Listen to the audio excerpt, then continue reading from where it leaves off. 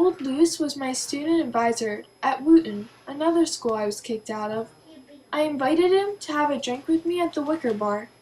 Finally, he showed up. Same old Caulfield. When are you going to grow up? I told you the last time I saw you what you needed. You mean to go to a psychoanalysis and all? That's what he told me I ought to do. His father was a psychoanalyst and all. It's up to you, for God's sake. It's none of my goddamn business what you do with your life.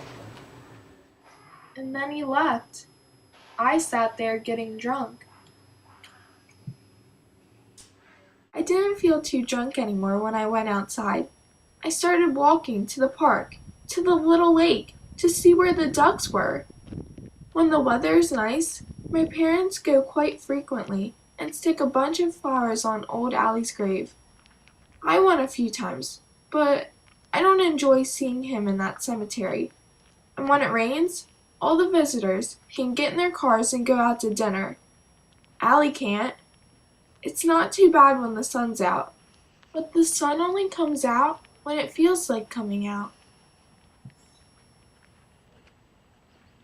Then I took out my door key and opened our door, quiet as hell. Then very, very carefully and all, I went inside and closed the door. I went into DB's room.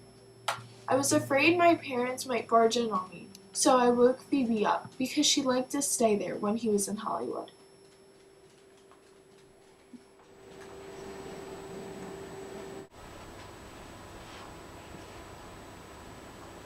Holden! Shh, not too loud. You'll wake everyone up. They won't be home until very late. Why are you home? You didn't get kicked out or anything, did you? Oh, you did get kicked out. Holden, Daddy's gonna kill you. Nobody's gonna kill me. I'm gonna get a job on a ranch in Colorado. It's gonna be okay for you, I promise. I suppose you failed every single subject again. Why did you do it? Everybody keeps asking me that, Phoebe. It's not that I meant to. I just didn't like anything that was happening at Pensy. You don't like anything that's happening here. That's not true. Sure I do. I like lots of things. Like, I like Allie. Allie's dead. I know he's dead. Do you think that means anything? He's 1,000 times nicer than anyone who's alive, and that means something to me.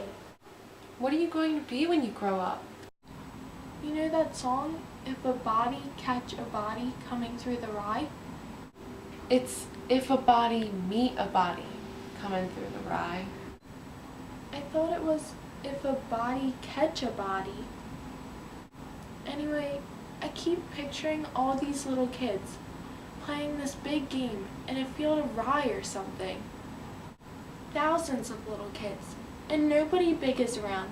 Nobody big, that is, except me. And I'm standing on the edge of some crazy cliff. What I have to do, I have to start to catch everybody if they start to go over the cliff. I mean, if they're running and they don't know where they're going, I have to come out and catch them to save them. And that's all I do all day. I'd just be the catcher in the rye and all. I know it's crazy, but that's the only thing I'd really like to be. I know I'm crazy. When Mom and Dad were home, Mom came to check on Phoebe and I hid in the closet. I knew it was time for me to leave. I read the quote written by my old teacher, Mr. Antolini. Here's what it said. The mark of the immature man is that he wants to die nobly for a cause, while the mark of a mature man is that he wants to live humbly for one. Anyway, I kept walking up Fifth Avenue. And then, something weird happened. Every time I came to the end of a block and stepped off the goddamn curb, I had this feeling that I'd never get to the other side of the street. I thought I'd just go down, down, down, and nobody would ever see me again. You can't imagine what that felt like. I started sweating. My whole shirt and everything was covered with sweat. Then I started doing something else. Every time I'd get to the end of a block, I'd believe I was talking to my brother Allie again. I'd say to him, Allie, don't let me disappear. Allie, don't let me disappear. Please, Allie. And then, when I'd reach the other side of the street without disappearing, I'd thank him. And then it would start all over again as soon as I got to the next corner. But I kept going and all. I was sort of afraid to stop. I don't remember, to tell you the truth. And what I finally decided I'd do, I decided I'd go away. I'd never go back home or to another school ever again. I would leave a note at Phoebe's school telling her to meet me to say goodbye. As soon as I was walking around her school to give the secretary the note, I saw curse words, all on the walls, just waiting to ruin their innocence. And the truth was, they were everywhere in the world as well, and I tried to rub them all out. But the point was I couldn't. It was impossible. I couldn't protect them.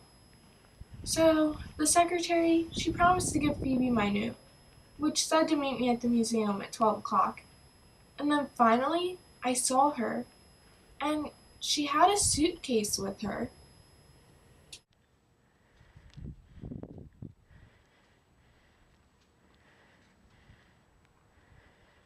Phoebe, what are you doing? What is that? My clothes. I'm going with you, Holden. No, Phoebe, you can't. You have to go back to school. Be in the play. I don't want to go back to school. I don't want to do anything. And then I took Phoebe for a ride on the carousel. And then she became a child again. She looked so cute sitting up there, just going around and around the same again and again. I wish she could have been there. And that's all I'm going to tell about. I could probably tell you what I did after I went home, and how I got sick and all, and what school I'm supposed to go to next fall after I get out of here.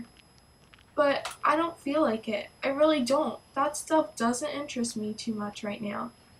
A lot of people, especially this one psychoanalysis guy they have here, he keeps asking me if I'm going to apply myself when I go back to school next September.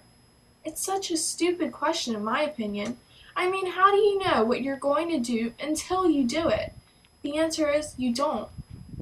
I think I am, but how do I know? I swear it's a stupid question. DB isn't as bad as the rest of them, but he keeps asking me a lot of questions too. He drove over last Saturday with this English babe that's in this new picture he's writing. She was pretty affected, but good looking anyway. One time, when she went to the ladies' room, way the hell down in the other wing, DB asked me what I thought about all this stuff I just finished telling you about. I didn't know what the hell to say. If you want to know the truth, I don't know what I think about it. I'm sorry I told so many people about it. About all I know is, I sort of miss everybody I told about. Even old Stradlater and Ackley, for instance. I think I even miss that goddamn Maurice. It's funny. Don't ever tell anybody anything. If you do, you start missing everybody.